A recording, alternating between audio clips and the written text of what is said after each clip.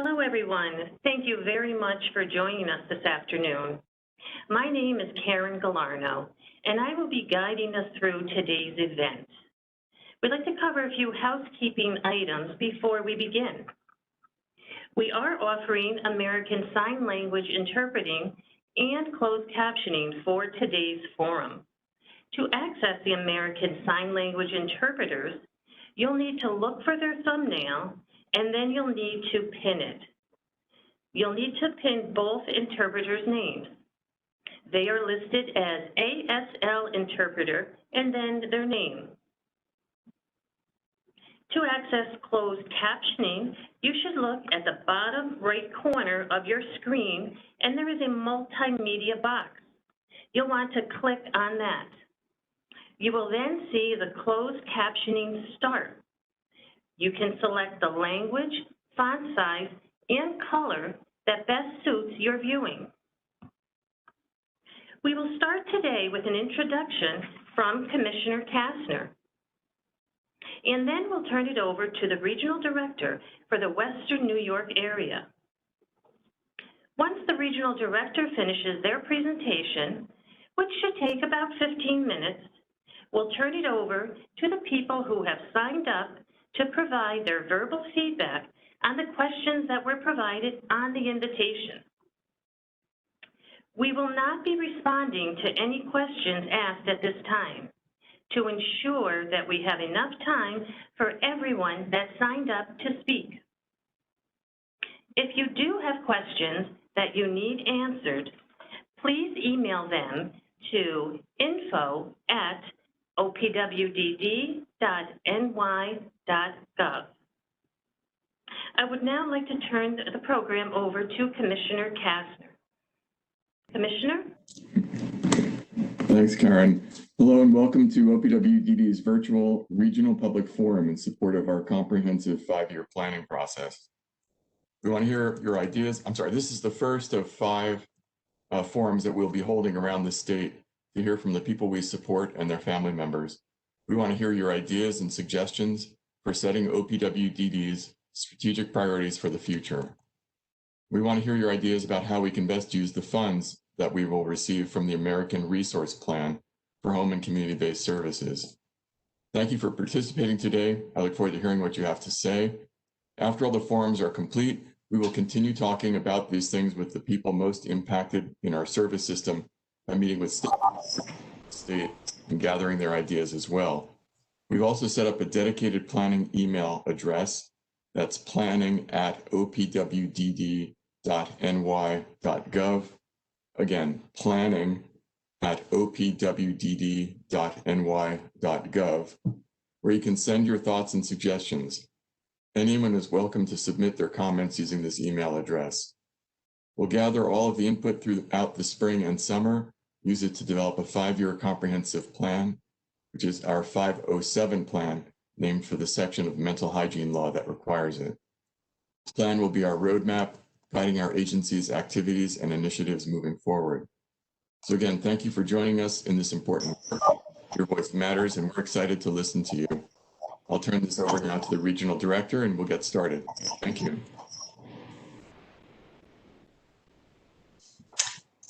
Hi, everyone. Good afternoon. My name is Ellen Hardy.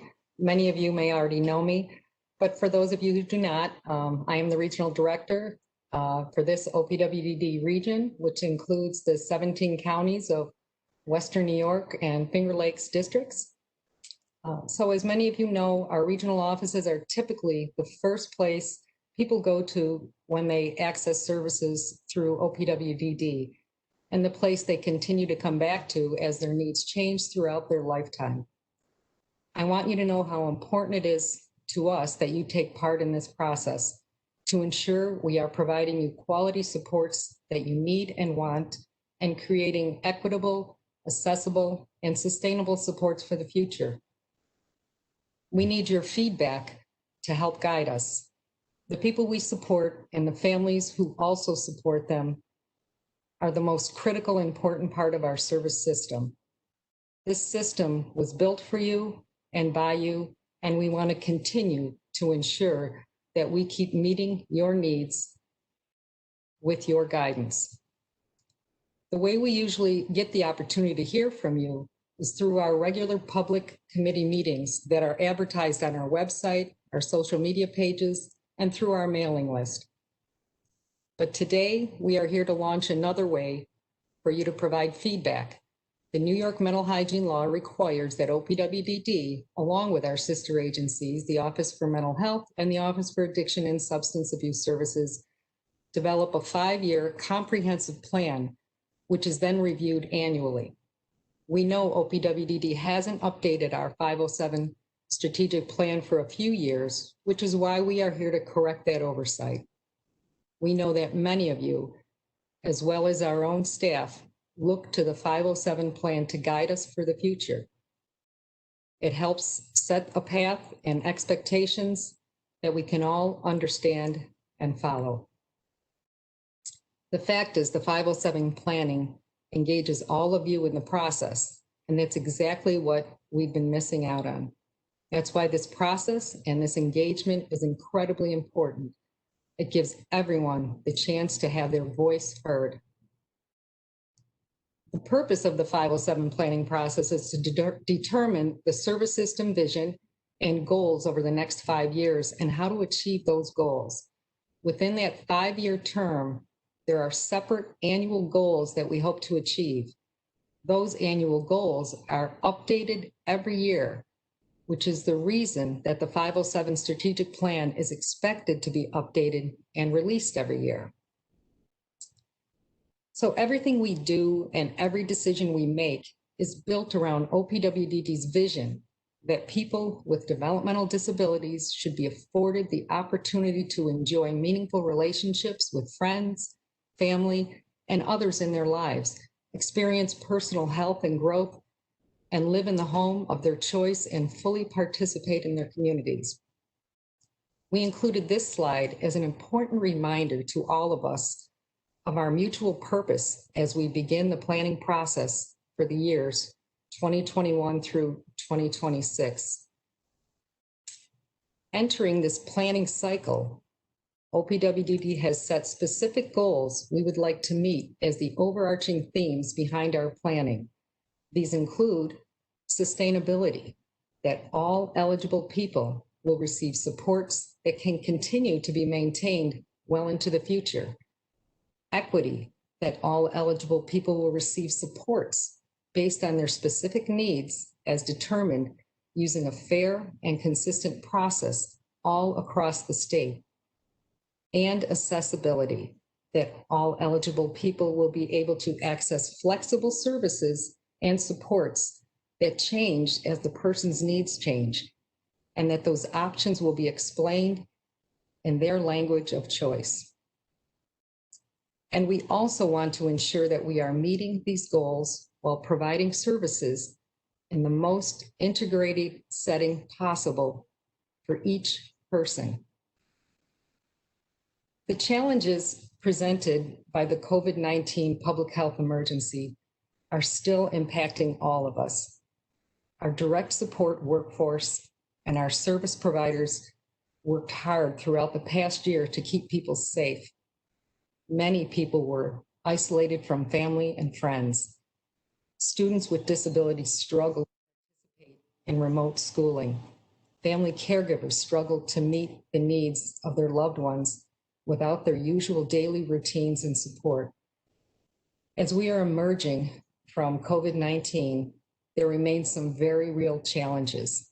Workforce shortages, which were already of concern prior to the COVID pandemic and are even more critical. Prior to COVID, we were already experiencing significant growth in spending on many of our supports and services at rates higher than increases to annual funding. A spending increase of about 6% annually per person per year in group homes on average, while the number of people receiving the service grew less than 1% each year. 5% growth annually on rehabilitation spending, with less than a 1% growth per year in people services. Supportive employment spending per person grew an average of over 8% annually, while the number of people using the service remained the same. Agency-sponsored respite spending grew by over 13% annually, with only a 2% growth in the number of people using the service. And self-direction spending remained the same per person. However, the number of people who participated in self-direction grew an average of nearly 36% year over year. As we enter a new post-COVID environment, we need to resolve the significant growth in spending we were already experiencing prior to the pandemic and look at ways in which we can provide supports to more people more efficiently. There are opportunities despite the challenges. COVID-19 has shown us that technology can help us improve services. We have seen increases in the use of telehealth technology to help residential staff consult with medical staff about the health of residents, cutting down on unnecessary and risky emergency room visits. We've also used technology to connect people and help people building skills when in-person services can't happen. Cooperative programs, such as the one run by the Capital Region's BOCES, are examples of how we can begin to address the workforce shortage. A new direct support professional training program at BOCES, in conjunction with New York Alliance for Inclusion and Innovation, gives low-income people who are unemployed or underemployed training through BOCES to become direct support professionals. Capital Region BOCES has also established a 2-year program where students can learn skills with the goal of becoming a direct support professional during the final 2 years of high school. In addition, federal funding being provided under the American Rescue Plan gives us additional opportunities to address some of the challenges we face. The federal government implemented the American Rescue Plan in 2021, which sets aside funding for home and community-based services through the Medicaid's Federal Medical Assistance Percentage Funding, FMAP. This is being delivered in the form of a 10% one-time rise in the federal government's share of spending on the Medicaid program starting April 2021 and extending through March 2022. The goal of the program is to enhance, expand, or strengthen home and community-based services. The rescue plan will provide a one-time short-term funding with a 3-year window for the use of the funds. We are seeking your feedback to determine how the funding can best be used to help support people. Our initial plan is due to the Center for Medicare and Medicaid Services in mid-June 2021. These forums are an initial opportunity to hear from you, and there will be additional opportunities after we submit the initial plan. So throughout the spring and summer, there will also be opportunities for you to provide input into the OPWDD strategic plan. Input can be provided through the mail or through the new email address, planning@opwdd.ny.gov. These regional forums are just the starting point to the process. There also will be many sessions with organized stakeholder groups throughout the summer. Additionally, once we have a draft plan put together, there will be another organized effort to hear back on the draft plan in the fall of 2021. In the invitation that we sent out to invite you to these meetings, we included several questions regarding areas where we are looking for feedback.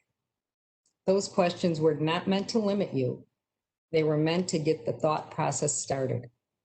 The following slides will go into those areas a little bit further to help you understand where we are, where we need input from you moving forward, to make sure your interests and concerns are taken into account. OPWDD serves people throughout their lifespan, from very young children who live at home with their family and who are primarily provided supports from their local schools, receiving services, only minimal services through OPWDD, to older adults who need supports across every area of their life, including housing. At all stages of people's lives, we want to provide the right level of supports so that people can live meaningful lives as independently as possible as we meet the ever-growing demand for new services. As people age, their needs and interests change, and the focus of services must change also. Therefore, our strategic plan must take into account the need to support families and the development of skills for children, promote independence, and support meaningful activities in the community and employment for adults, and provide appropriate services as people age, such as increased support needs, retirement, and late life changes.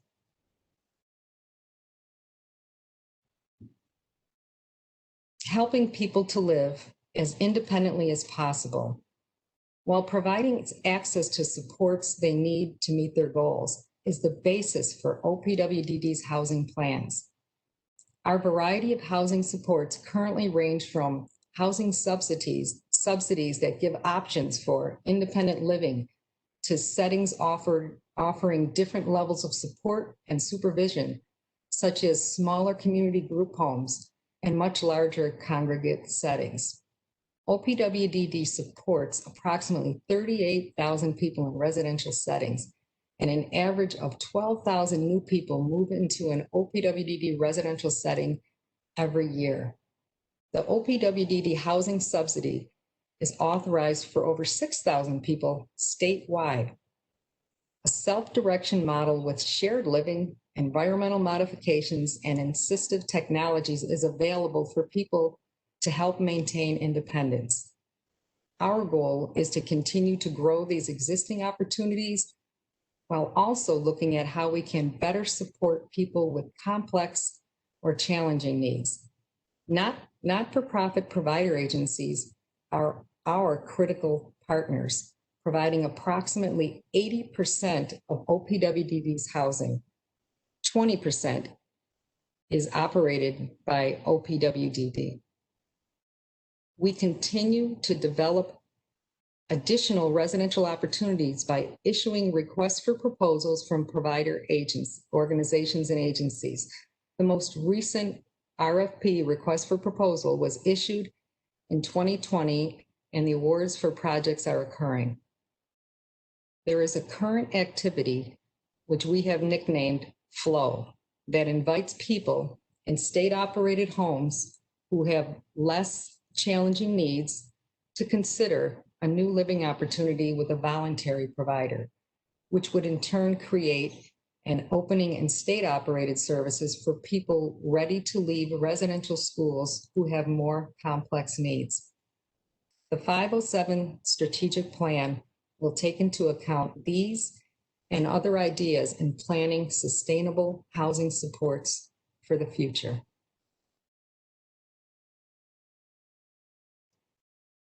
The COVID-19 public health emergency has shown us that day services need to be more flexible and better meet the needs of the people we serve. While many people found teleservices to be a good alternative, it also did not work for many people as well. Below are a few of our findings in the area for consideration as we plan for the future of services. Person-centered planning must be done for each person to determine whether teleservices or in-residence supports will better meet their needs. A balanced combination of services can support a person within their home and within the community would be the goal. Transportation can be a barrier to services and employment, so solutions must be sought.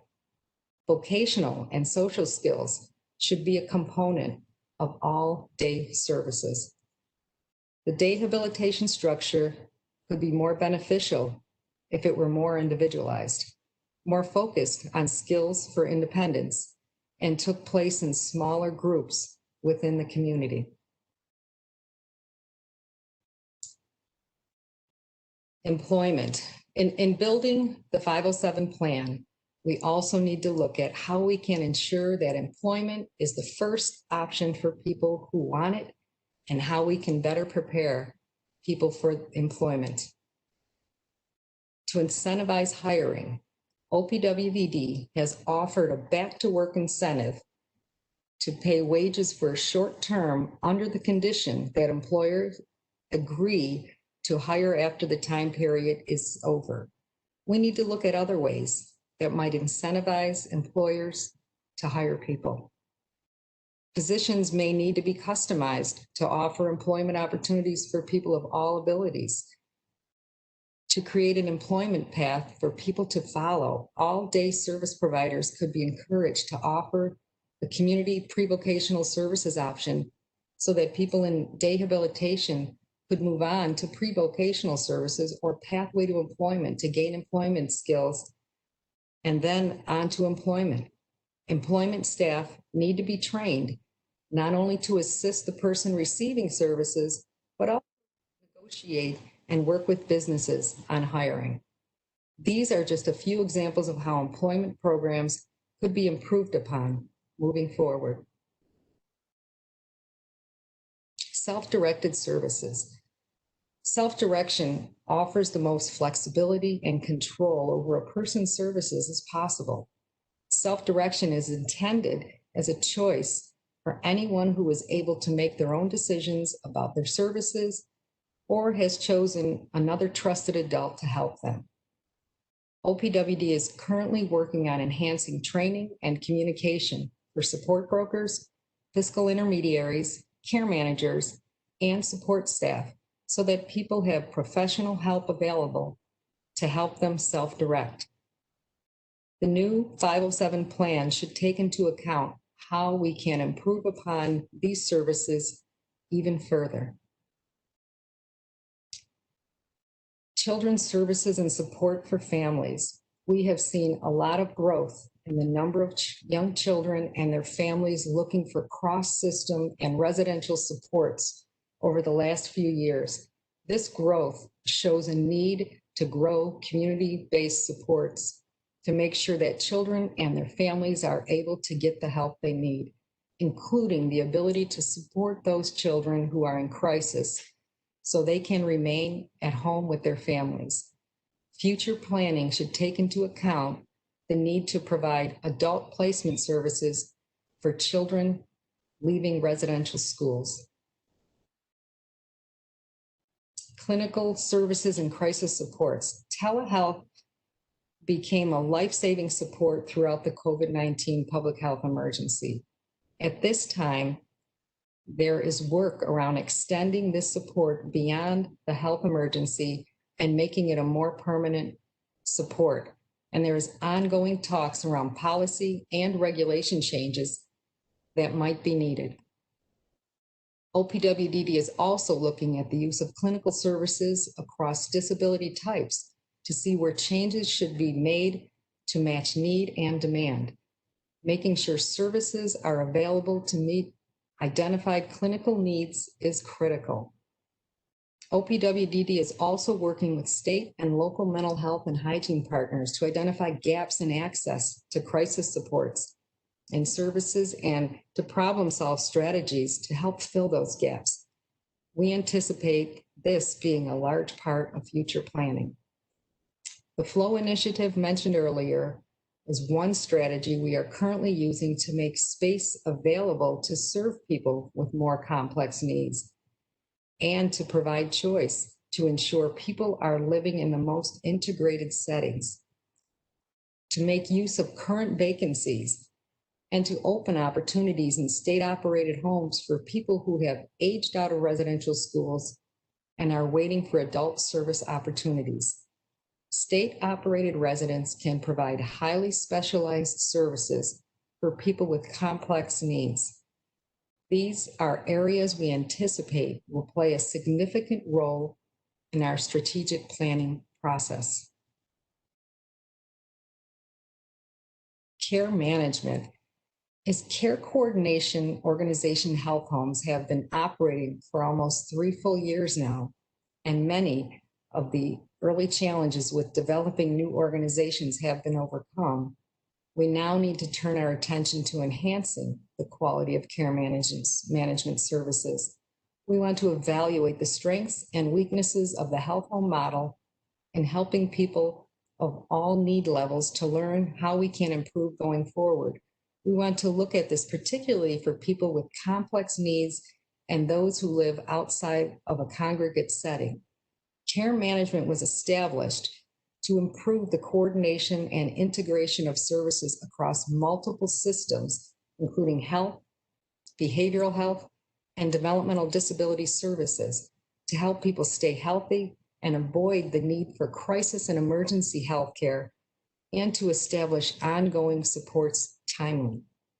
Over the next several years, we want to increase the care manager's ability to serve people with complex needs and better integrate care across multiple systems to focus on the whole person and not just their developmental disability services. Workforce. As demand for services grows, so does our need to attract and retain a qualified workforce. OPWDD is partnering with providers of services and other organizations to begin building recruitment opportunities at the high school level and among non-traditional adult students. We have developed training opportunities in partnership with SUNY and are looking at additional ways to build staff retention. OPWDD is supporting the Regional Centers for Workforce Transformation to build competency, enhance training, and provide technical assistance. We need to increase recruitment efforts for clinical staff to provide important and much needed behavioral, nursing, and dental services. Innovations in technology and housing will not only increase independence for people we support, but will help maximize our workforce during the ongoing shortage. Data collection is also part of an ongoing effort to allow for targeted workforce strategies. These and other opportunities will strengthen our workforce, will be crucial to the future sustainability of our system, and will play a major role in the 507 plan. So now that we've set the stage, sharing OPWDD's goals moving forward, some of the challenges we face and some of the opportunities we have available. We want to hear from you and get your feedback on your vision for the 5-year plan and what topic areas are important to you. Your feedback will guide us as we begin drafting the 5-year plan next month. As you know, we are hosting 5 public forums and also attending meetings like this one with different advocacy groups where we will also get their feedback on the 5-year plan. We will also hear feedback at our regular public meetings with groups like the Developmental Disability Advisory Council, DDAC, and the Family Support Services Planning Council, and by meeting with numerous other representative organizations. Overall, we have about 30 additional opportunities to hear from others who were not able to attend the forums. If you have not already, I invite you to check out our new strategic planning page on the OPWDD website. You can get there by looking under About Us in the footer. You will find information relating to the planning process, current initiatives, and links to data. This page will be updated throughout the planning process as new information is available. Karen, I'm going to turn it back over to you now. Thank you all. Thank you very much, Ellen. Well, now we get to the part where we will hear you giving your feedback. I'm going to read names one by one. As I read your name, please unmute your microphone so that we can hear you and begin speaking. You will have 3 minutes. I will give you a time check at about 30 seconds remaining, so you may finish your remarks. I will apologize in advance. I will do my best to pronounce all the names correctly, so I just share that. And we will move to the first speaker. Wendy Mccarthy, can you please unmute your line? Yep. Can you hear me okay? Yes, very good, thank you. Okay, great. So thank you for allowing me the opportunity to testify before you this afternoon.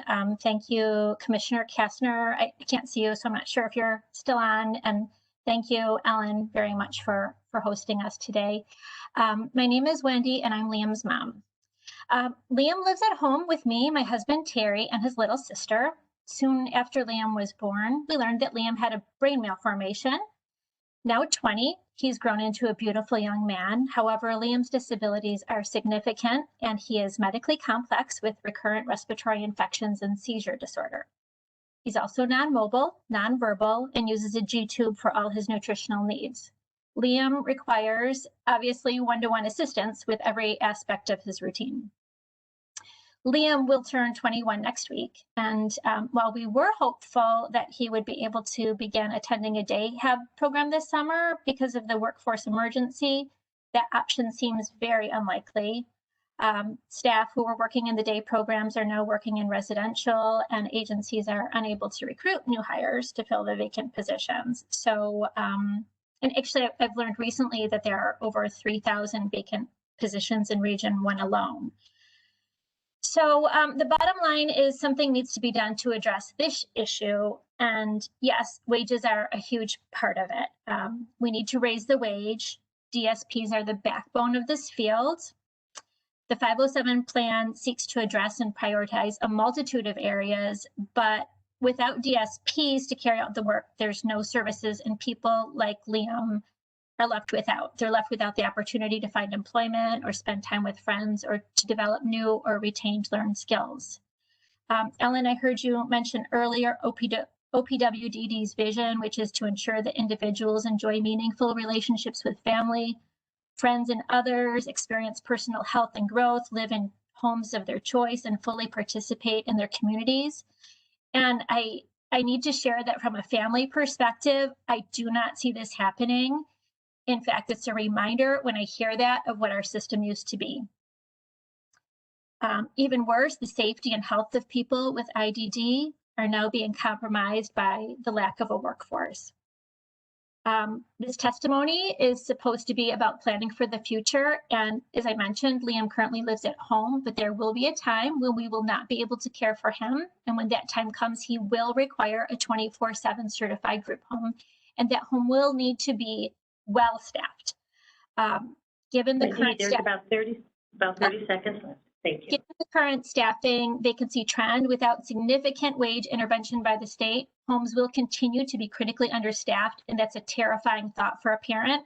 I can assure you that to care for Liam safely, it takes dedicated, well-trained professionals, certainly not a revolving door of staff. We know that providers want to hire the best candidates, people who want to be doing this work, but agencies need to be able to offer wages that will attract a pool of qualified applicants, allowing them the latitude to be selective when making hiring decisions. And they need your help to do this. So in conclusion, my ask of you today, my ask of you today is that you work with providers statewide to respond to this workforce emergency immediately, and then use the 507 plan as an opportunity to prepare and find ways to fund the future. Providers have no more to give. DSPs, many of whom are women of color, deserve a significant wage increase, and families and individuals need help. So thank you very much for allowing me the opportunity. Thank you. Thank you very much. We appreciate that. And now you can mute your mic again, if you would. And I should also remind everyone, I know we have keeping on our time today to make sure everyone has an opportunity to speak. If there is additional information, you may also send that in as well. So this is not your only opportunity. Just want you to know that. And we will move to the next speaker, and that's Max Donatelli. Max, if you can unmute your mic, please. Okay, good. Thank you, Karen. Thank you. And thank you, Commissioner Kastner and other folks at OPWDD for opportunity here to testify. This system is in crisis.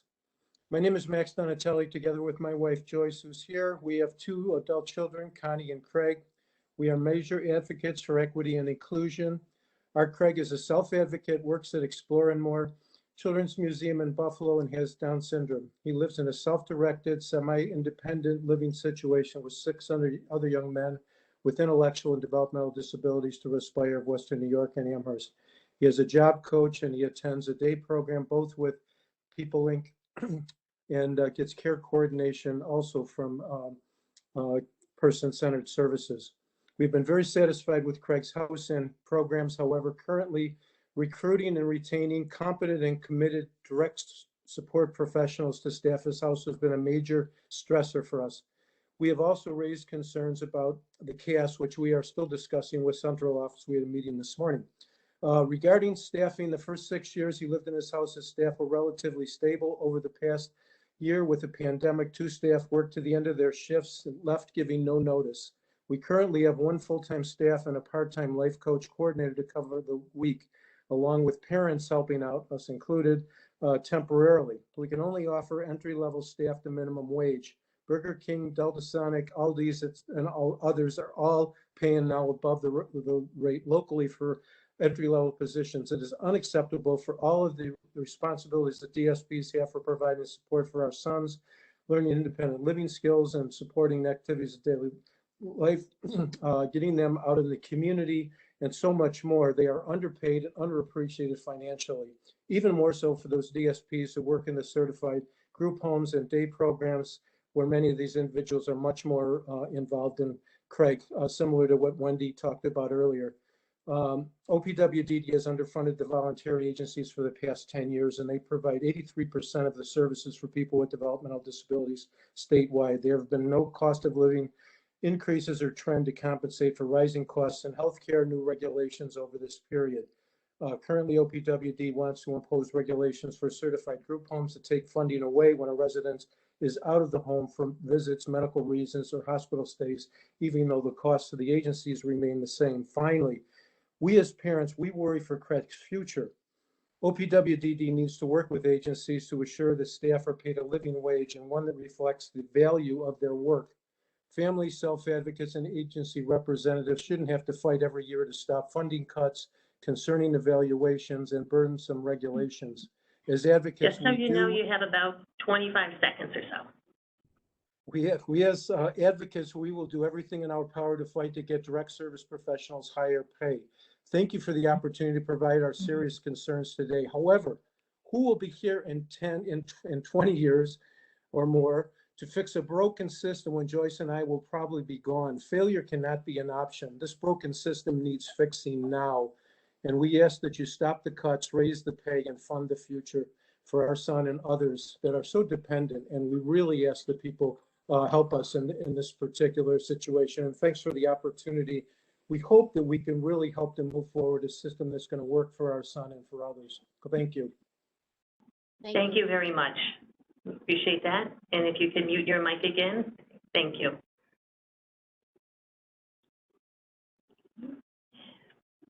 We'll move to the next speaker, Ann Scherf. Ann, if you can unmute your mic. Thank you. Okay. My name is Ann Scherf. I have 4 adult family members with developmental disabilities. One of my sons, who has challenging behavior, still lives at home. It is not about having the right opportunities. It is about handling the opportunities right. Peer-to-peer organizations that promote parents-to-parent, self-advocates to self-advocates, mental health peer connections, and similar identified groups of peers are the right opportunities where peers listen to and support one another. There are right opportunities for OPWDD to be working more with independent living centers whose core services are focused on maximizing community access and community participation of people with any disability. Most of my self-directed staff have worked a long time, some over 10 years. I'm aware of the staff turnovers and staff shortages in the areas where some of my family members live. Please consider using the enhanced FMAP funding as incentives for recruitment, retention, and rewarding people for referrals of DSP staff. Consider using this funding also to fund staff development and positive behavior management, as well as other person-centered skills training. The opportunity to change care management can exist in creating specialized care management positions that would allow for increased efficiencies and increased productivity. Handling this opportunity right would increase the availability of care managers to families and individuals who are depending on those care coordination services. COVID-19 gave telehealth the opportunity to show the value of utilizing this service to support people who may lack access to services. Consider this an opportunity as a choice to continue in the future.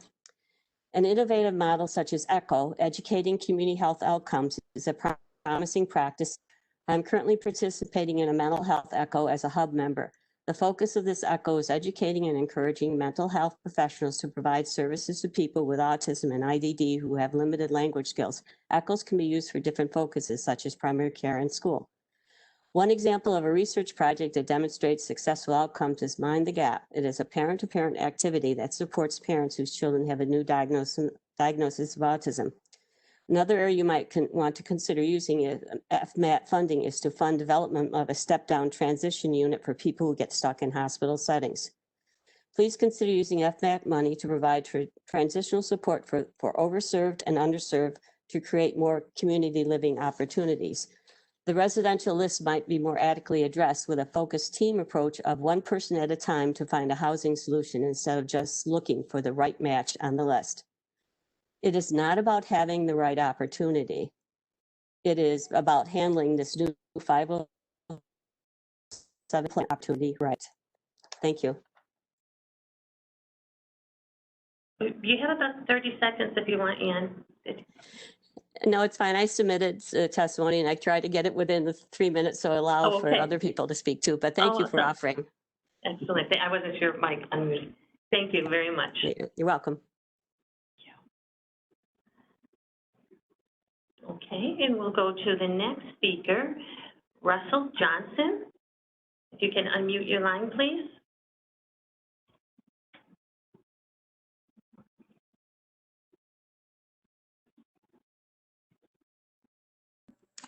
Oh. Hello.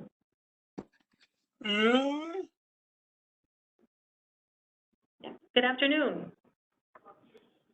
Hello. Russell asks, how are you? Very well, thank you.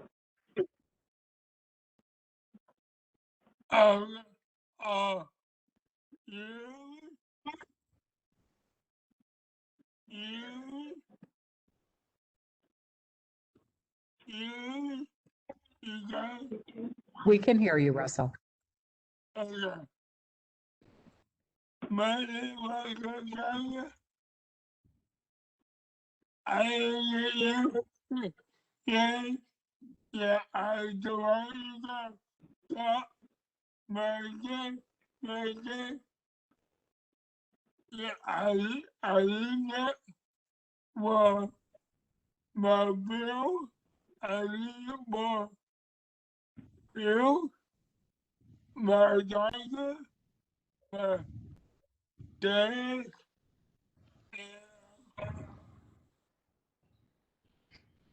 and my child,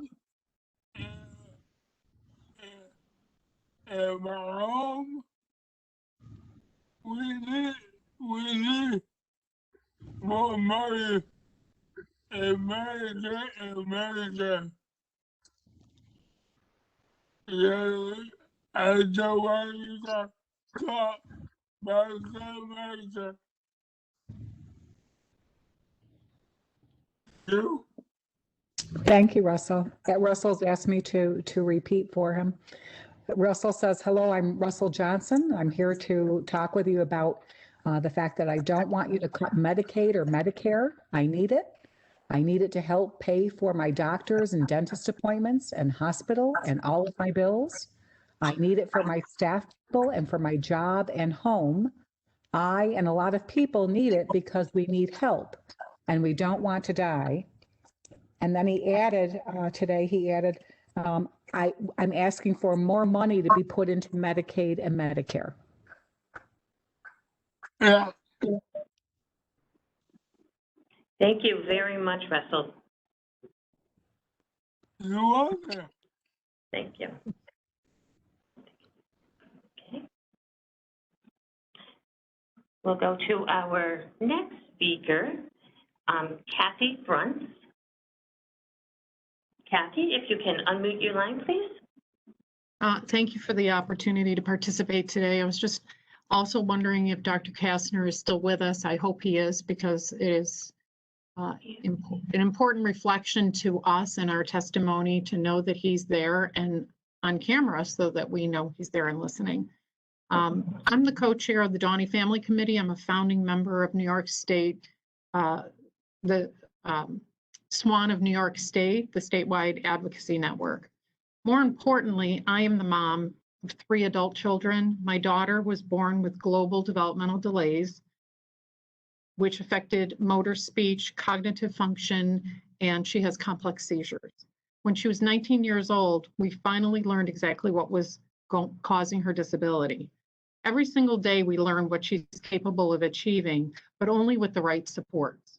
At age 21, she graduated from an intensive and very beneficial educational program. And then she became dependent upon OPWDD programming. She fell off the proverbial cliff. What a disappointment it has been to see those hard-fought gains lost due to the lack of consistency and the constant turnover of staff.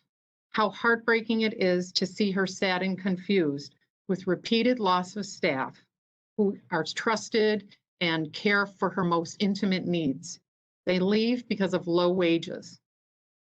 We worry about her health and safety because continuity of care is so important, especially with a seizure disorder.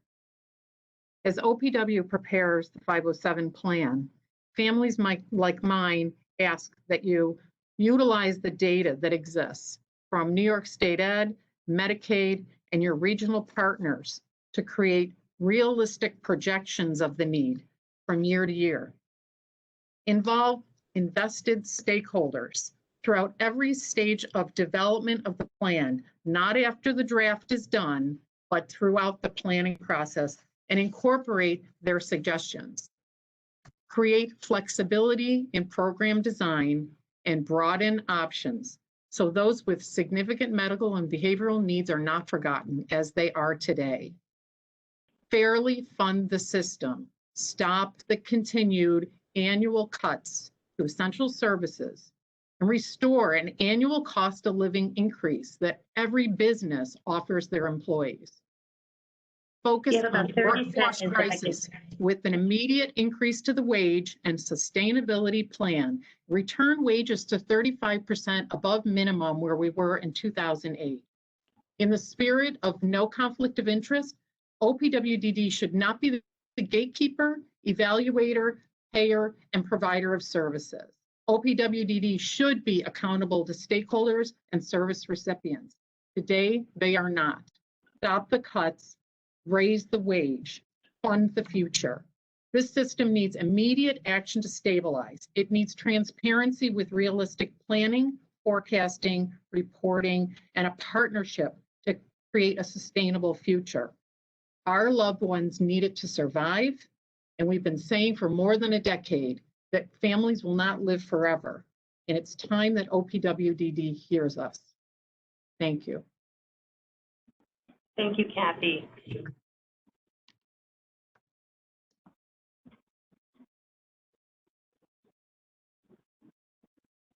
And we will move on to the next speaker, Barbara Hoffman. Barbara, can you unmute your line, please? Hi, can you hear me? Yes, thank you. Okay, all right.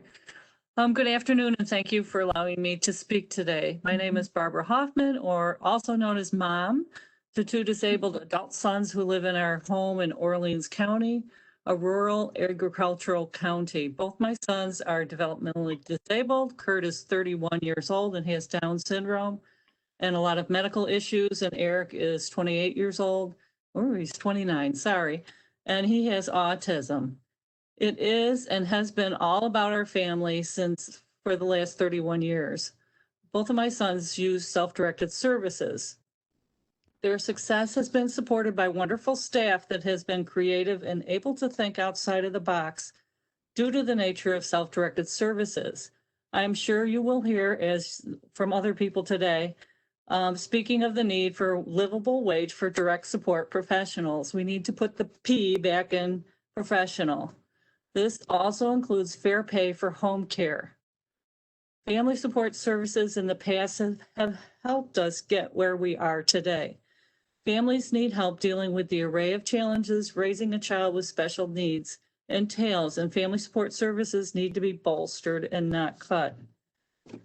Families like mine need access to in-home supports, especially as my husband and I get older. We recently built a home that will support a live-in caregiver when we are gone, but this is not financially feasible for many families.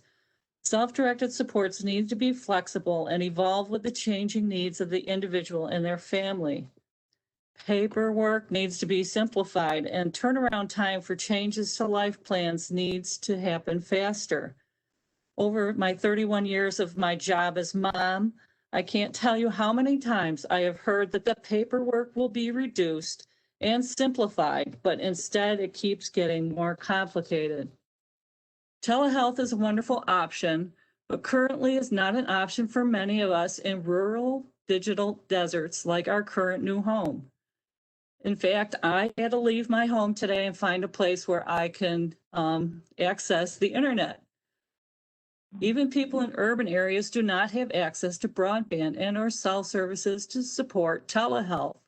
And until that changes, telehealth can't be all for everybody. Care coordinators need to be able to work on supports for the entire family and include services from OPWDD, OMH, Office for the Aging, Social Services, etc. A good care coordinator is worth their weight in gold, but the current turnover rate is high, again, due to wages that are not in line with their responsibilities. But just going to let you know you have 25 seconds remaining. Okay. The pandemic has taught what we don't have. We survived and muddled through when we received no information from OPWDD about what was going on.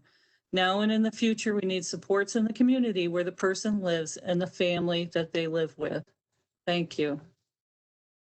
Thank you very much.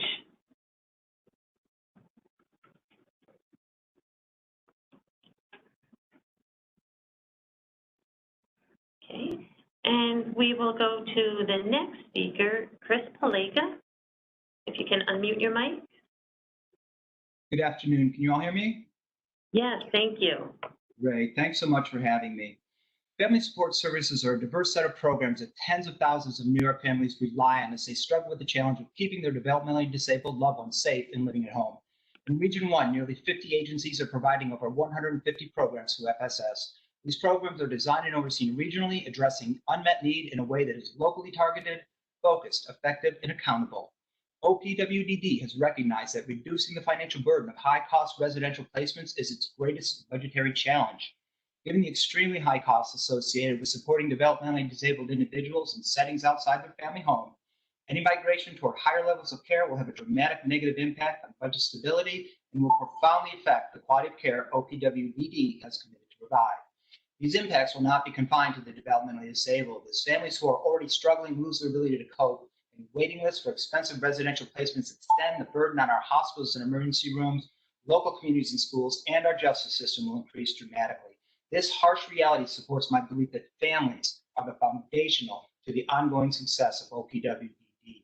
There is a complex interplay between myriad factors at work within the systems that provide care for our developmentally disabled loved ones. It is critical that we exercise restraint when making strategic decisions regarding FSS without a comprehensive understanding of this interplay and a clear understanding of how current levels of service will be maintained. Because FSS is uniquely positioned to support the families who are foundational to OPWDD's success, I offer the following recommendations. Engage in a comprehensive effort to understand the true value of the critical services FSS provides in an effort to improve the program's ability to support family stability. Enact a 5-year moratorium on cuts to family support services.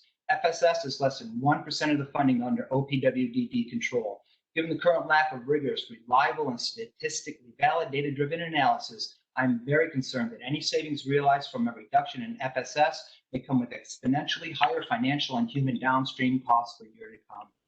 Enhance transparency throughout the system. This will reduce the stress families are feeling across the state due to uncertainty and will enhance the value families can bring to the table in support of the developmentally disabled. Finally, I ask you to hear these families' voices. FSS has been a godsend for our family. Without FSS, we could not have kept him in the family due to many behavioral issues.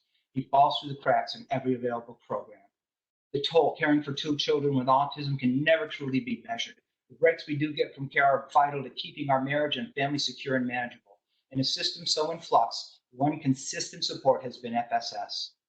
My husband and I were literally paralyzed, out of ideas, and didn't know what to do. When we learned about OPWDD behavioral support services, we were hopeful.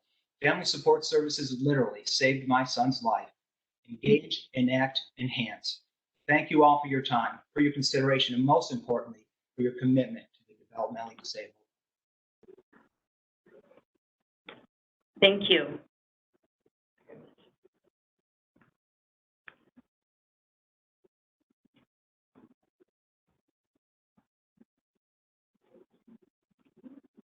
And we'll move to the next speaker, Crystal Vassler. Crystal, if you can unmute your mic, please. Hi, I'm Crystal Vassler. I represent Region 1, Western side of it for FSS as a statewide committee member. As you know, we recently experienced a blanketed withholding or cut for OPWDD without regard to the fact that family support services saves the state millions of dollars each year and is not a financial burden like other programs. Without FSS, higher levels of care will have a dramatic negative impact on the budget stability and will profoundly affect the quality of care OPWDD has committed to provide. Families who have kept their loved one at home rather than living in a residential setting saves New York State millions of dollars every year. FSS helps provide various supports in the home that prevents burnout, which would result in a greater need for expensive residential placements. FSS also educates families to aid in navigating services, and it reduces the financial burden for families to support individuals at home, which means increasing quality of life for those individuals. Now, my son, Nathan, he has severe behaviors due to not being able to communicate. He didn't understand at the age of 2 that he couldn't just walk out to the river and play.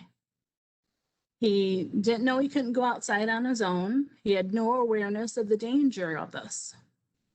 A trained and researched rescue fireman had drowned behind our house in the river. And here I was, not able to sleep for the fear that my son would have the same fate as this fireman. I had large and small Christmas bells hanging from the top and from the handle of each door. After attending a parent training funded through FSS, I learned about various ways to better support and protect my child at home. FSS provided reimbursement of the cost of purchasing the door and window alarms for my eloping child. Our door alarm went off 26 times within the first 3 days of having the alarms, saving my child's life 26 times in just 3 days. The number of his attempts declined each day, but the same alarm continues to save my son's life 12 years later. In fact, this weekend it went off 3 times, and we're able to prevent him from eloping. In summary, it is counterproductive to have across-the-board cuts, which could endanger the individuals that we strive to protect. Thank you, and I appreciate the opportunity for speaking. Thank you very much.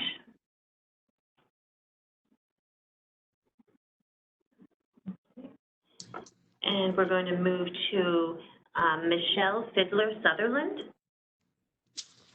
Can you hear me? Yes, we can. Thank you. My name is Michelle Fiddler-Sutherland. My son's name is Jacob, and he is 23, and he has autism, epilepsy, and is nonverbal. When thinking about the future and your strategic planning, I implore you to think about those who are struggling with the highest and unmet needs. I know you have a 5-year plan, but I'm here to tell you that some families do not have. My son spent a little over a month in a local hospital due to high behaviors and medication complications. We had a plan to medically strip him to take a look at what exactly we were dealing with. The decision to medically strip him is what we felt was best. Because there is no neurobehavioral unit or crisis unit in New York State, our only option was our local hospital. This was not ideal. My family had to more or less stay with my son 24/7 because of the medical psych unit could not provide 24/7 eyes on and could not handle his level of autism. 2 days ago, less than a week from being completely medically stripped, the hospital chose to discharge him without any real explanation.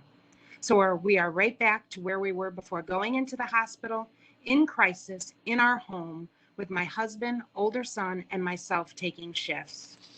My son is now on the emergency wait list for housing, which could take years.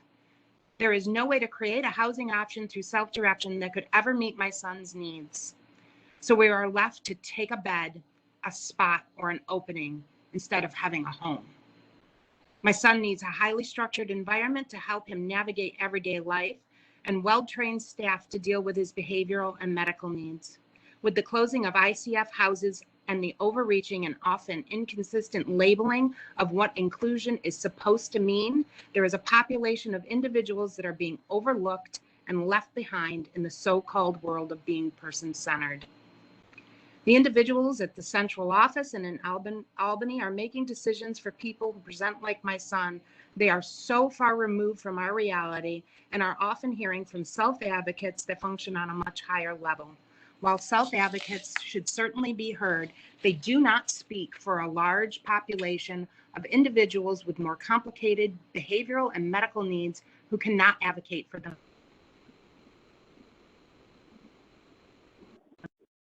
Also not hear from the parents of those individuals, because quite frankly, we are existing on 4 hours of sleep, having to leave our full-time jobs to care for our children, and are frustrated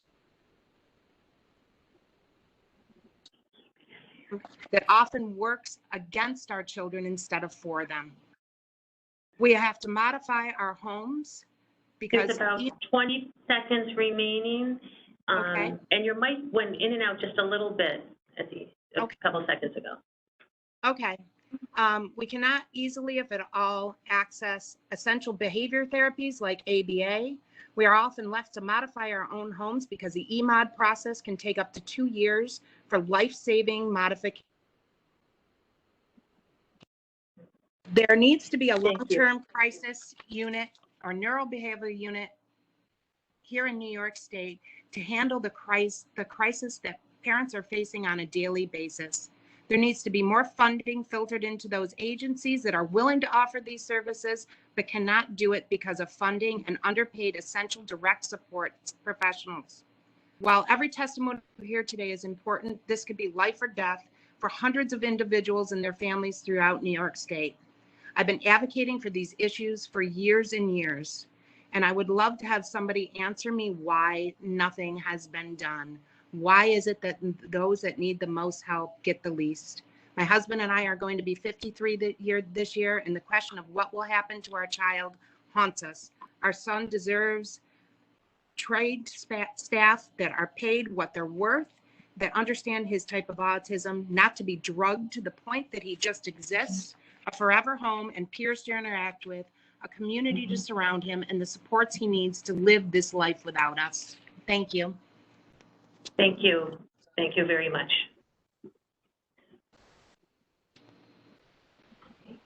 And we will move to the next speaker, Sherry Batisti. Hi, can you hear me? Yes, thank you. Okay. My son is 26 years old. He has autism, he has epilepsy, and he's nonverbal. He lives in a residential group home, and there's two areas of concern. The first one is pertaining to dayhabs. His dayhab facility was set up almost as an adult daycare. I haven't seen a lot of individualized service plans based on strengths or desires of the participants in a long time. They need pre-vocational programs that provide hands-on training.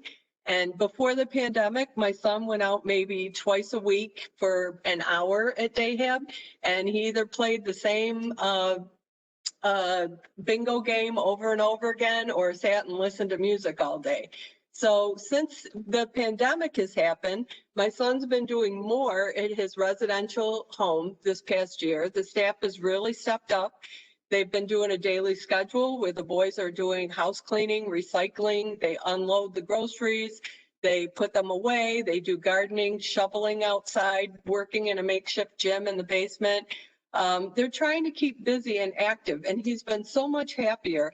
And this is where dayhabs need to think outside the box, where they need to use them for janitorial services, recycling, anything that would keep them busy instead of just sitting all day. And the second area of concern is funding for increased pay raises for direct support professionals.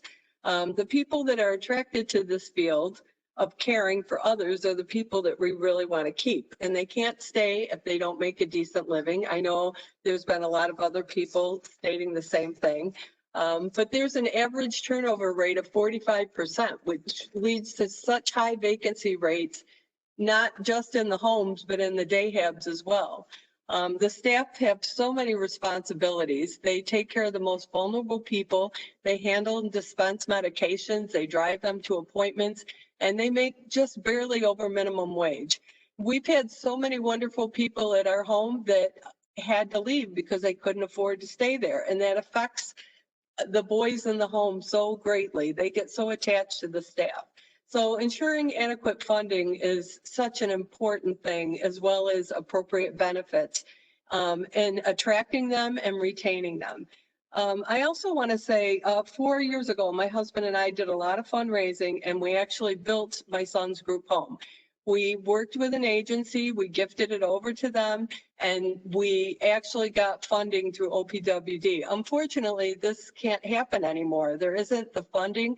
There's other people that have asked for help trying to do the same thing that we did, and they have the money to build the home, but there isn't the funding to help run it. So that's where, you know, the struggle comes in, and it really hurts to see all the good people and everything we put into place, and then we can't keep some of the staff that we have there. Thank you for letting me speak today. Thank you very much.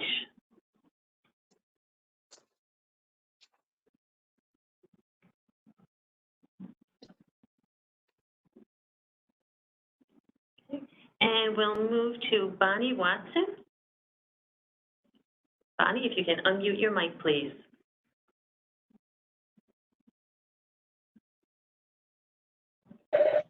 Okay. Hi. Hello. Hi, my name's Bonnie Watson, and my daughter is Adrienne Watson. Adrienne is 26 years old and has a rare condition called Phelan-McDermid syndrome, which essentially is a form of autism with other complications. Adrienne has been in a self-directed program for the past 5 years. Dayhab does not work for her. She has a variety of volunteer jobs to build her job skills and address specific goals toward growth and independence. Her goal has always been to work, and just like all of us, she needs a purpose in life. She is approved for Pre-Voc, and we have applied to many project search programs run by the Arc of Monroe that would suit her, and they have repeatedly denied her, always with vague reasons and never anything in writing. On March 21st, 2021, we had a very contentious meeting with Person-Centered Services, the Arc of Monroe, and OPWDD to discuss another recent application to the Arc Self program, which once again had been denied. And this is what we learned and are quite concerned about. Adrienne's clearly being discriminated against based on her disability needs and on an inaccurate instrument, the DDP2. This current application and her ISP were not read or supplemental information considered, documentation from service providers, videotapes, and other evidence of growth. The decision was rendered by an intake person and supported by ARC administration. OPWDD supported the ARC and recommended that we look into other programs that are not as sexy, quote unquote. The ARC of Monroe receives a great deal of money to develop progressive pre-employment day programs. They cherry pick to document the success of these programs and choose individuals selectively while arbitrarily rejecting others, followed by vague reasons. We've been told this is their right. We object. We object to state and federal money being used to fund OPWDD and ARC programs that our daughter and probably many others do not have access to. We object to these discriminatory practices as acceptable in the world of developmental disabilities, where behavior is commonplace and the inability to fully communicate is impaired, or there are other neurological impairments or mental health issues at play. The world of developmental disabilities is complicated and complex. Services that taxpayers pay high taxes for should not be predicated on a forced choice instrument like the DDP2, the color of one's skin, politics, or religion, and current practices allow this to happen. Bonnie, I'm just going to jump in. You have about 25 seconds remaining, please. Okay. Quandary number 2, when the DDP2 is used to determine budget and the individual is showing growth toward independence to qualify for said ARC programs, the budget gets reduced. The individual is denied access to the program. This is a catch-22. In the next 5-year plan, please review these practices and make appropriate changes. Thank you. Thank you.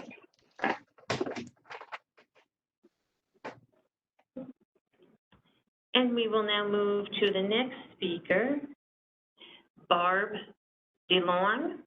Barb, if you can unmute, please. Yes, hi, my name is Barbara DeLong. I'm a parent of a beautiful daughter, Laura, who turned 29 earlier this year. Laura currently lives at home with us. She is severely disabled, relies on us for total care. She has CP, is nonverbal, and has swallowing, vision, and hearing disabilities. Laura is currently in the hospital. After 2 weeks in a regular room where my daughter and I provide her 24/7 care, she is now in intensive care. She hasn't been hospitalized in more than 4 years. It took everything in me to put words together for this testimony. I am her voice, and she represents thousands of individuals across New York State. My husband and I represent the aging caregivers. He turned 75, and as a result of his significant medical issues in the past 2 years, he has not been able to help in Laura's care. In fact, I find myself in the position of caring for 2 people 24/7. We are unable to attract any talent to help us as the wages are so awful. We are not alone. There are tens of thousands across New York State that are having the same worries, and some are barely getting through the day.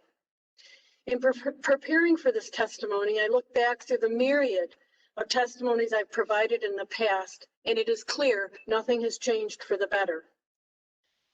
The workforce crisis is still here. It's only grown to a catastrophic level. It is everywhere, and it is affecting the most vulnerable the hardest. The pandemic added to this crisis 100-fold, but it is not the root cause of the issue. It is the wage that we have been advocating for dramatic change for over 10 years. This workforce crisis is destroying the ability for our not-for-profit providers to provide the level of care they are committed to do. Families and individuals are devastated by the lack of help to get through each day. Whereas we appreciate the 1% COLA, which is heading in the right direction, it is peanuts to our workforce. Many of our non-for-profit providers are finding themselves in the position that they must increase the wage, finding money from foundation assets or grants or wherever. This is not a long-term solution. There is a huge social justice issue as well, as we are all aware that more than 70% of the workforce are female and people of color. Where is the justice to that fact? Why aren't they paid commensurate with the work that they do? Access and equity. For years, we have stood firm on the issue of equity. It should not be about who's doing the serving, i.e. the state workforce that make more money, but who's being served. It is simply not acceptable. It is discriminatory against the DSPs as well as the people being served. I understand there is the flow initiative and process to attempt to bring people back into New York State closer to the loved ones, and I absolutely support this. However, there also needs to be a strategy that focuses on the unmet needs of those who are living at home with medical and behavioral complexities. They need services and they need them now. There needs to be a continuum of services to meet all people's needs regardless of their abilities or disabilities. Collaboration. We earnestly request the opportunity to work side by side with members of OPWDD and other key decision makers to develop the plan. It is absolutely imperative that we participate in the creation and approval of the plan, and not just a rubber stamp or a check the box exercise in order to say that stakeholder input has been obtained. After all the testimonies have been heard and read, we implore you to get self-advocates, family members, non-for-profit providers, and members of the legislature to participate actively in the plan's development. This plan needs to be a strategy with specific activities, measurements, not a thick document filled with a lot of fluff and meaningless charts. We do not need to spend money on expensive consultants when free and valuable help is available now to assist in a real plan. We are the people living it every day or doing the serving every day, and we know what it will take. And we offer our assistance every minute, every day, every hour for the rest of our life. We are all in this together and we need your help. And I have a lot more to say, but I will send it into my very lengthy comments. Thank you. Yes, thank you very much. Thank you, we appreciate that. And that is a good reminder that additional comments are welcome and those can be submitted, of course. Thank you. And we will move to our next speaker, BJ Stazio.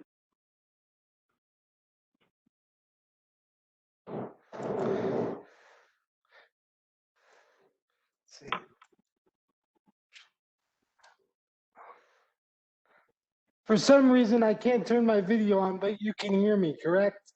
Yes, we can. Thank you. So I'll just go with that if that's okay. It certainly is. Thank you. All right. Let's see. Oops. Hold on just a second. I am speaking on behalf of the Self-Advocacy Association of New York State as Sandy's president, but I am a proud Western New Yorker, and I'm going to talk about four main topic areas today. Our first topic area is we implore OPWDD to help us understand our rights. OPWDD needs to help us understand our rights and not give us tests to prove that we could travel, that we're sexually consenting, giving consent, voting in the other areas. And the next area I'm going to talk about is, of course, what everybody's talking about, the DSP crisis. Not only is there a DSP crisis in certified settings, but also in self-direction. We asked that OPWDD explore other incentives to promote a strong workforce, such as competitive wages. We want OPWDD to use the extra money from FMAP to study working conditions for DSP. Our system needs to know the best way to help DSPs succeed and to help them stay at their jobs the way things are now, how DSPs and people with disabilities work together. People in self-direction also have trouble finding staff. We think there are many ways our system can use technology to help people in self-direction find, hire, and share staff. Too many people are being served in settings more restrictive than they would like. We know that many people receiving services could be living in less restrictive places. We want OPWDD to use the FMAP money to create a system to track people who want to live more independently and are capable of doing so. We also want We also want the money used to create supported pathways to make it easier for people to move to more independent places. A transition coordination service could be a way to help those changes happen. And our next topic is an inability to appropriately serve everyone, particularly those with complex needs. One reason there is a large waiting list to move into 24-hour group homes is because people with complex behavioral needs are not getting the support they need. This makes the system harder for everyone. Some people with complex or behavioral needs could be supported best in their own communities or smaller settings. Sometimes negative behaviors can get worse when people live in places with lots of people. We want OPWDD to look at ways to support people with complex needs in the places that work best for them and the people who know them best. And I just want to remind OPWDD that without the DSPs, we cannot lead the richer life that OPWDD strives to keep. So increase the wages, hire the staff, and keep everybody healthy and safe. Thank you. And thank you very much.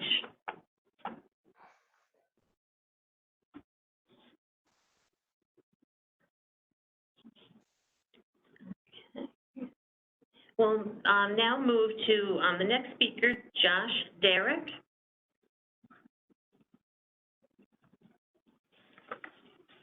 Can't unmute Josh.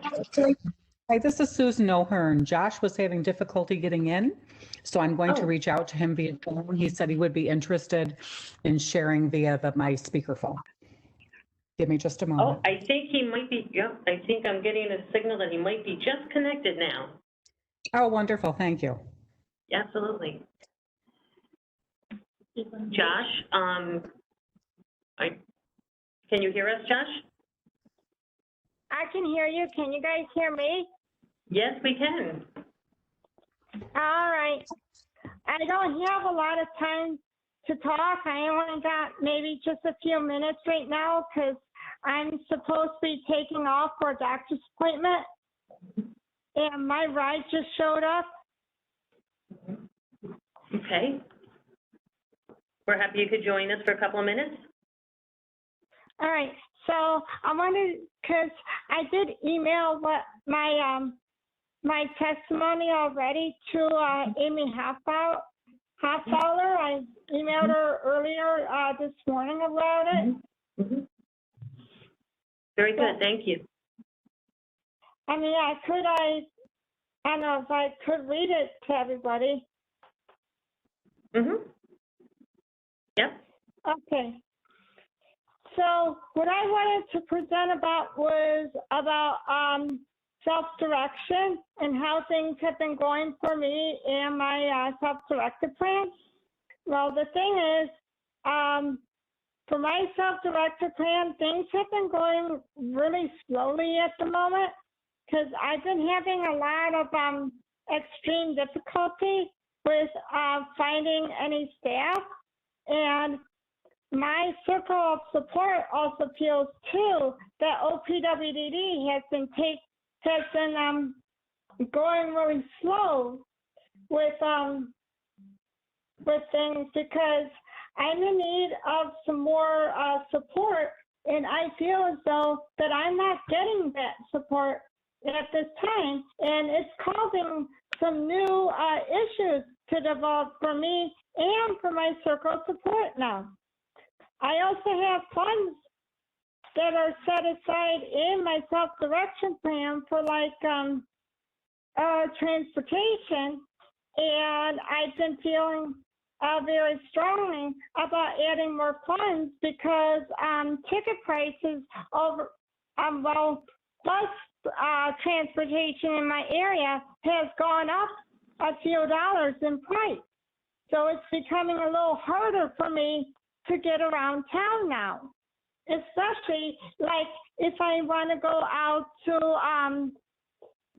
the Apple store, for example. If I want to go out there, it costs me $4 one way and back, and $4 to come back.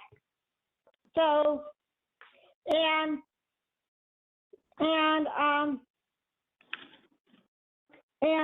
I also have funds set aside too in my self-directed plan for going to conferences with a staff, and I feel, which I have a couple coming up soon that I'm interested in attending, but I'm nervous that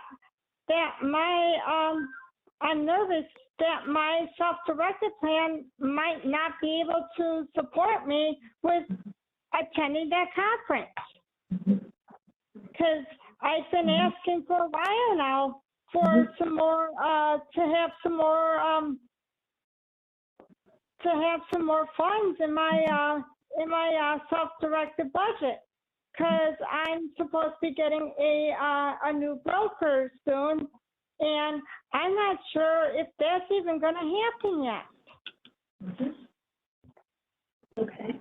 And thank you. Because right now I just have my two family coordinators from Lifetime Assistance, and besides them, I don't have any other staff at this time, and I could really use some support staff. And I've just been having a very difficult time trying to find any staff. And I've been hearing too from others who have self-directed plans that they too are also having difficulty with getting staff and even getting around town. Great. Thank you, Josh. And you also sent your testimony in to the regional office, correct?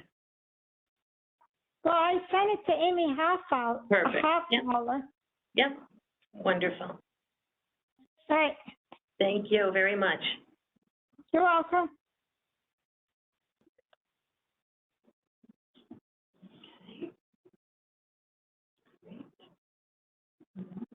Okay, and we will move now to J.R. Drexelius.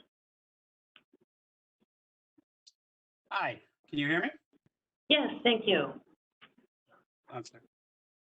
So my name is John R. Drexelius Jr., and I'm Government Affairs Counsel for the Developmental Disability Alliance of Western New York.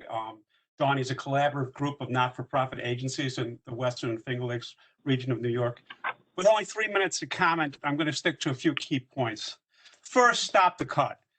Reverse the May 1st cut, taking $238 million from service providers in the middle of a global pandemic that has destabilized the service delivery system. We face a workforce emergency with over 3,000 vacant positions currently in Western New York, the Finger Lakes, and the Western Southern Tier.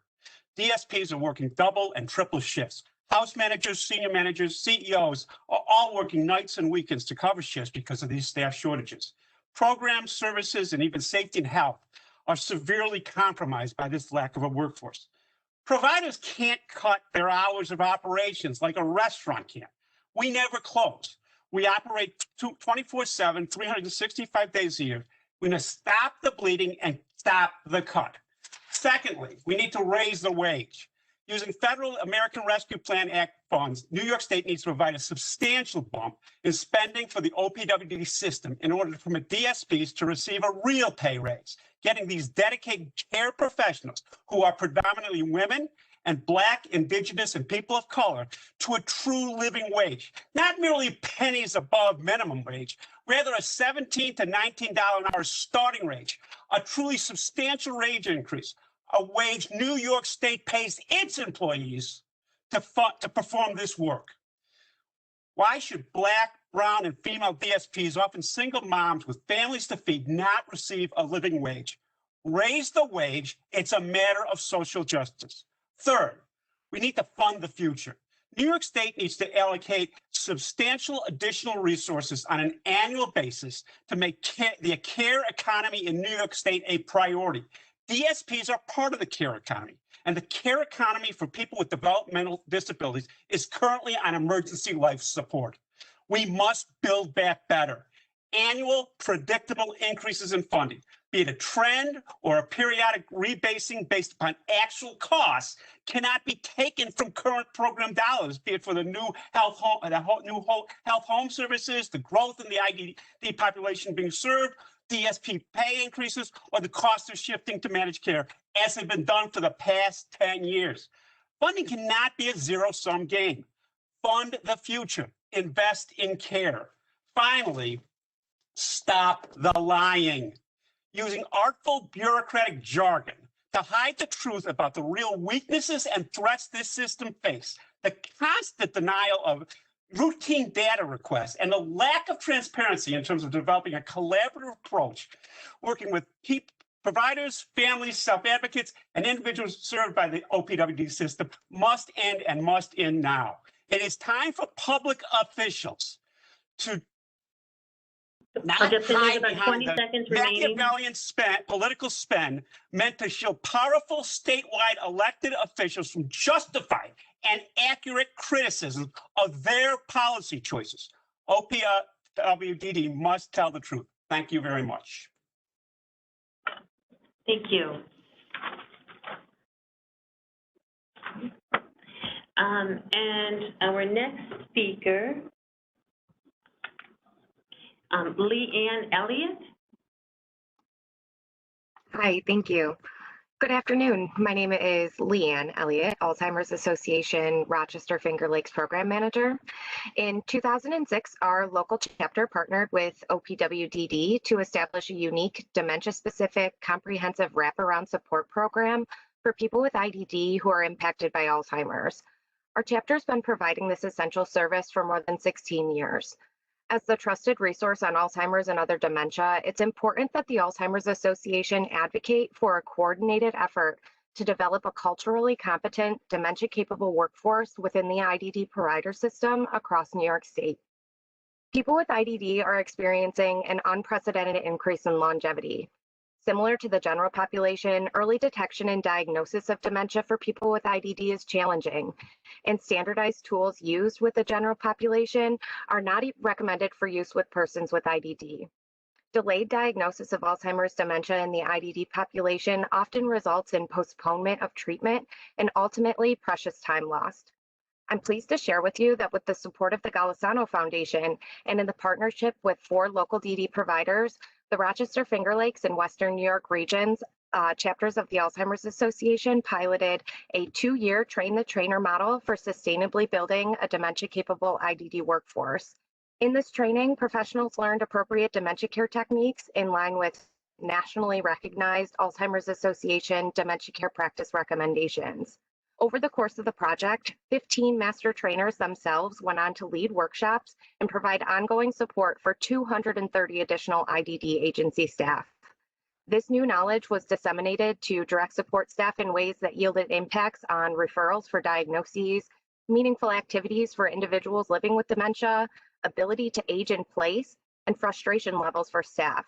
In fact, the percentage of individuals reporting confidence in their ability to handle situations always or most of the time increased the most around the ability to recognize dementia signs from 35 to 86%, adapt living spaces from 45 to 93%, respond to fears and behavioral reactions from 49 to 93%, and communicate effectively with people living with dementia from 53 to 94%.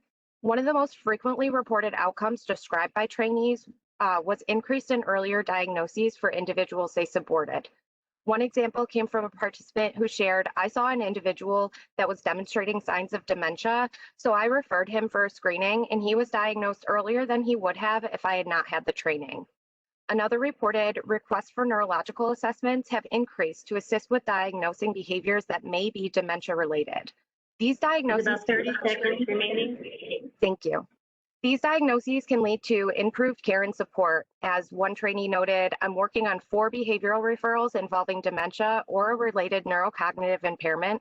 I feel more equipped to provide recommendations and guidance on these subjects." Early detection and intervention will improve access to necessary social health services and subsequent treatment of aging adults with IDD. Health equity is essential for those with IDD who are reaching the age of greatest risk for developing Alzheimer's and dementia. Thank you. Thank you very much.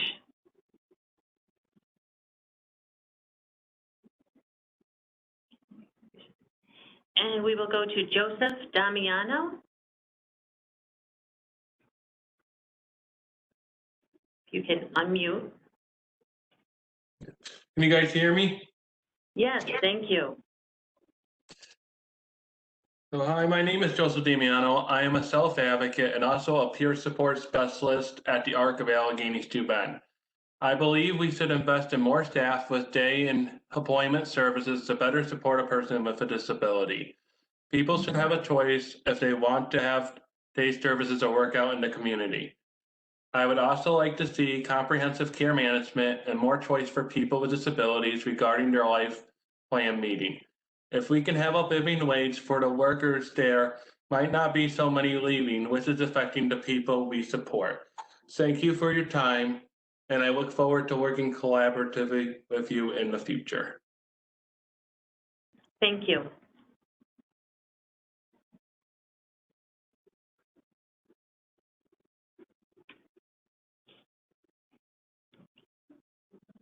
And we will go to Karen Eichler.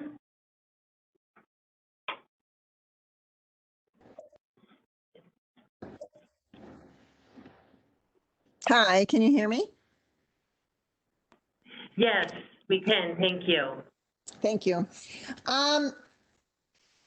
Very quickly, because I'm a last minute addition here, I have just been listening very intently, and we have had 17 people speak now, and 14 of them have expressed extreme need for support services, DSPs, et cetera, et cetera.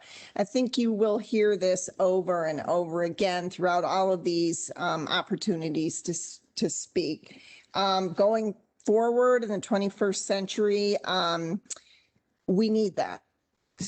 Self-directed services, agencies, we need wage increases, we need training, we need OPWDD to not drop the ball on that aspect of support services for our individuals. It's imperative. I hear it over and over again as a state representative, websites begging people, and we cannot just take anybody. These have to be trained people, and OPWDD needs to make a concerted effort for training purposes, or, training programs and whatnot for all of the support people that work with our children and people with disabilities. Thank you. Thank you for this opportunity to speak. Thank you. And I'm looking over, I think we have another person.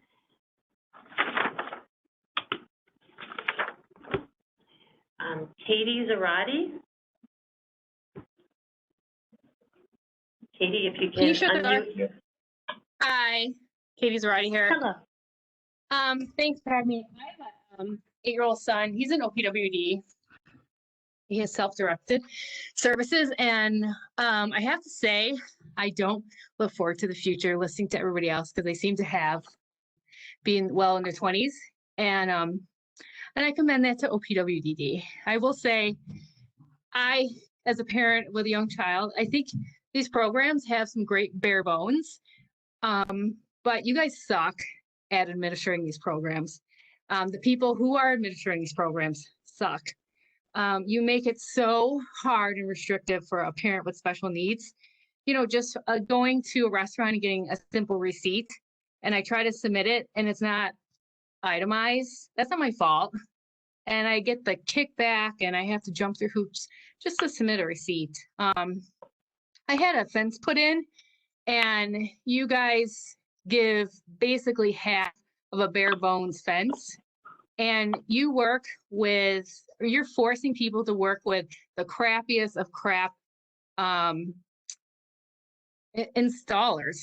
I think these people take advantage of these kids, and I think a lot of these administrators take advantage of these kids. My fence is falling down. I can't get the person to come back out. I even upgraded the fence. I paid $14,000 for this fence, and it's a shame because I think you have some really good programs. You could do a lot better to give these kids a fighting chance, and so they can grow into adulthood and be successful adults into the community. But I think it's shameful, and I think New York State can do better. During the pandemic, I had budgeted dollars, and I needed those dollars to help my kid do virtual learning, but you restricted them to school hours. But they were budgeted dollars, and I just don't understand that. It just turns into a bigger stress for me as a parent. I represent Western New York, and like I said, I feel like there's some really great programs out there, but they're really administered very poorly. And the people that are administrating them, I look at people in power and they've done absolutely nothing. And I feel bad for the people that grow up and listening to these stories. It shouldn't happen. It shouldn't be like this. You take care of your most vulnerable population. And I feel New York State did not do that during the pandemic. And it looks like they're going to continue not to also.